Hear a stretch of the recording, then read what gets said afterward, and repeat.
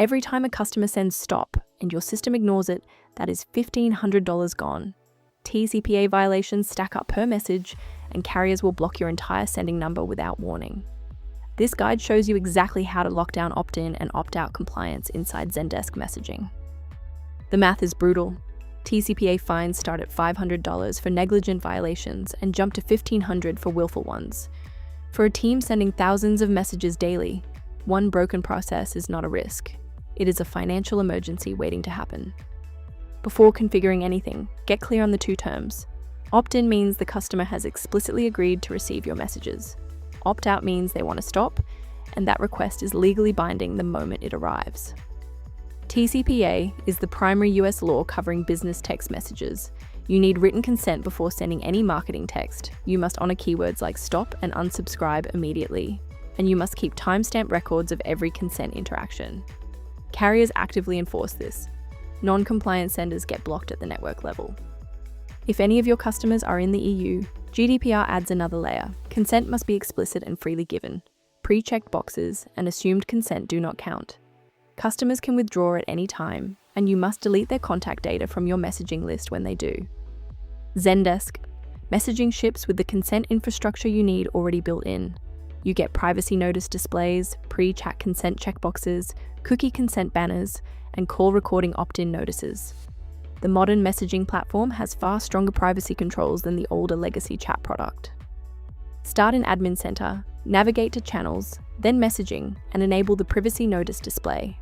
This puts a legal notice in front of customers before any conversation begins, and you can link directly to your full privacy policy from there. Test it on both mobile and desktop before going live.